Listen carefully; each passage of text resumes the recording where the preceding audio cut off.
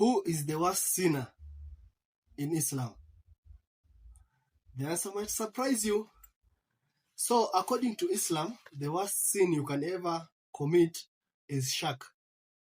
So, according to Quran chapter 4 verses 48, it says, Allah does not forgive association with him. Quran chapter 4 verses 116, Allah does not forgive association with him. When you go to Muslims' most trusted sources, Sahih al-Bukhari 38:36, it says, if anybody has to take an oath, he should swear only by Allah. The people of Quraysh used to swear by their fathers, but the Prophet said, do not swear by your fathers. Sahih Muslim 38:36, Umar was taking oath by his father. Muhammad told him that Allah has forbidden that you take oath by your father.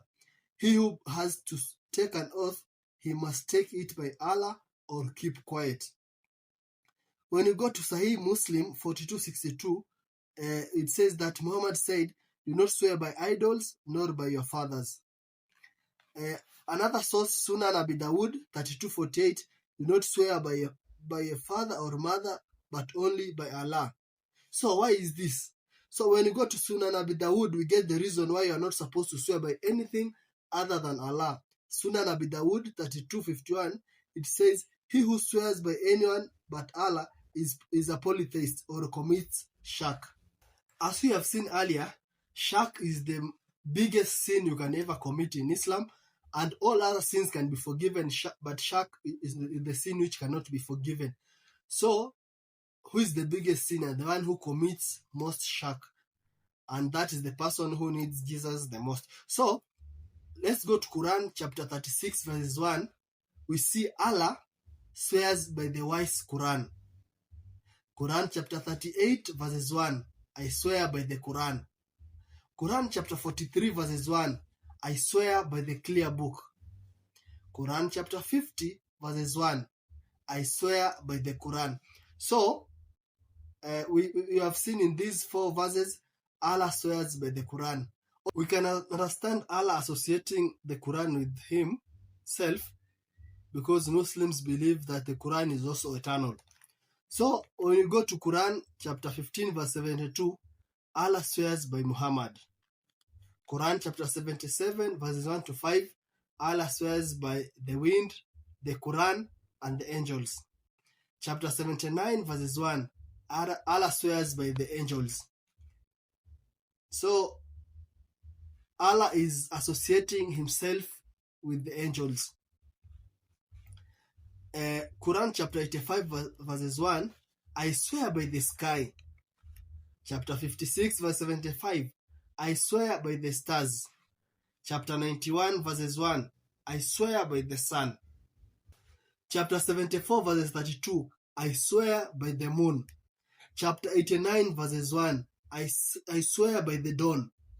Chapter 84 verses 16, I swear by the sunset.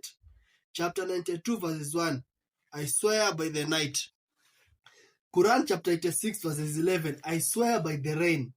Quran chapter 51 verses 1, I swear by the wind.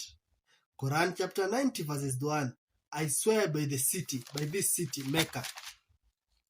Quran chapter 68 verses 1, I swear by the pen. Quran chapter 52 verses 1, I swear by the mountain.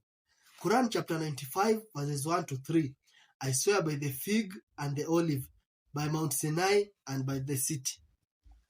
So far we have seen that Allah is associating himself with a lot of things, but it gets worse. When you go to Quran chapter 69 verses 38 to 40, Allah swears by what you see and what you do not see. So, you see a cow, a pig, Allah is associating himself with a cow and a pig. You see a bottle of alcohol, Allah is associating himself with a bottle of alcohol. You see toilets, Allah is associating himself with the toilets. You see tall buildings, Allah is associating himself with tall buildings.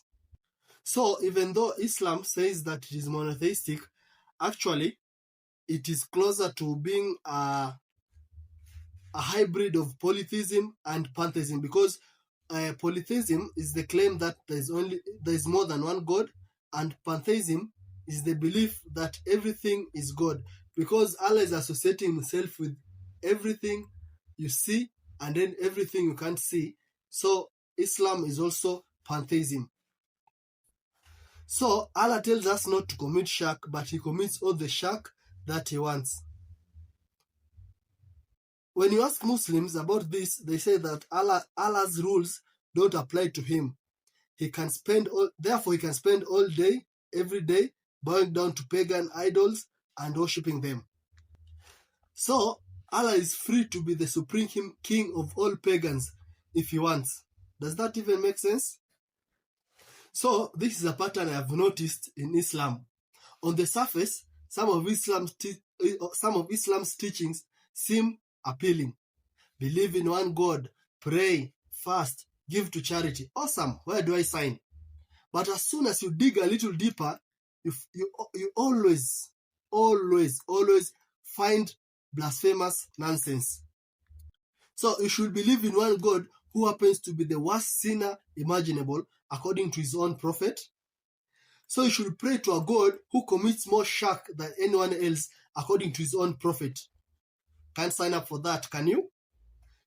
Does anyone else keep getting the impression that Islam is really from Satan masquerading as God, and that because he's Satan, he can't stop bragging about himself?